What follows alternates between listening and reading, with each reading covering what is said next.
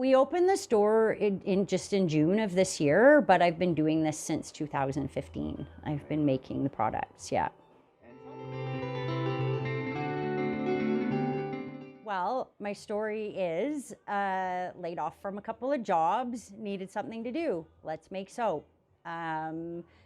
Started making soap for a couple of reasons. One reason is I have rescued dogs, rescued beagles, and that's the dog that they use the most for animal testing. So I needed to get away from that, from many products in my house, and started making soap. The other reason is women don't treat themselves very good, especially once they have children. It's all about their children. So I wanted to make a product that was affordable, sustainable, natural, simple, so that women could treat themselves better. They could buy themselves a little treat, don't have to spend a lot of money, and try to take care of themselves a little bit better. Sustainability, I think I just started with that just because it was just, honestly, it's just easier. Like, I just didn't need fancy ingredients. There's so many ingredients out there that I just wanted to go that route, just to, 3 or 4 ingredients in everything I make.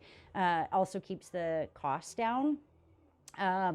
Plastic Free started in 2019. It was just an idea that I had. I knew I needed to do it. I knew we all needed to do it.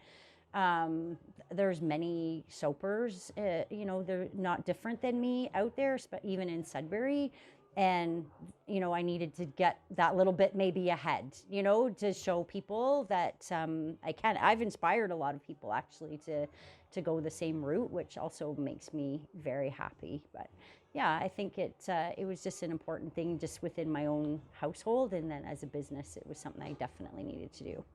I practice what I preach, and even in here, we try to, it's not always 100% possible, but with the people that I'm closest to, just be aware and, think about your packaging, what you're buying, even at the grocery store. And, you don't need to use plastic bags to get a couple of oranges. You can throw them in your cart. They don't have to be wrapped in plastic. It's just preaching and hopefully getting everybody to practice, to follow suit.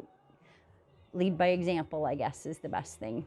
Oh, it's super important. The world we live in, it's, I just watched David Attenborough special the other day on the, it's not hard. It's really not hard you just make simple changes in your household. Be aware of the how much garbage you're putting out at the street, or do I need to buy that? Can I buy it a different way? Can I, refilling things?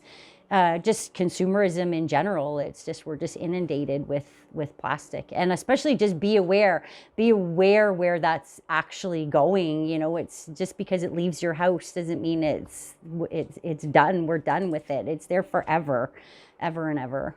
I think just generally more awareness. Like, Sudbury actually is very progressive. I find, I'm not from Sudbury. I've been here for about 12 years, but I just feel like the movement it's really strong here. And it can be everywhere, right? The Nickel Refillery is one, like, a great example, and we supply a lot of products to them. But just look what they've done with their refilling and just making people aware. I think that it could be all over Northern Ontario. It could be Canada's doing a good job. I mean, they're not doing a great job, but we're about to ban plastic bags and plastic straws, and you know what I mean? So honestly, like, keep that going. I think it's great.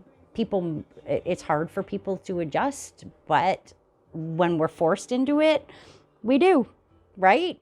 I've never used plastic necessarily on the soap. It's always been paper bands. I did do some shrink wrapping because a couple of customers, because it helps reduce the smell, but then I made sure that it's a vegetable-based shrink wrap. But then now I just don't even do it at all because it's not even necessarily the most compostable.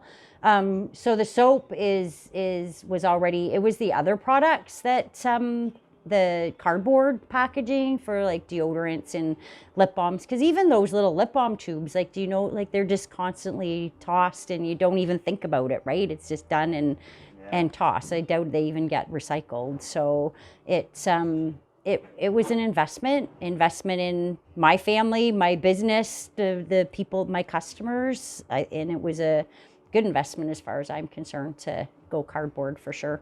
But we're all in this together. They're all big. Like we have, recycle bins, and we're all, somebody put something in the garbage bin and it should be in the recycle bin. We all kind of are responsible, and when we hold each other to account to make sure that all this stuff. And yeah, they're all believers in what I do for sure. Do it for sure. Take a risk.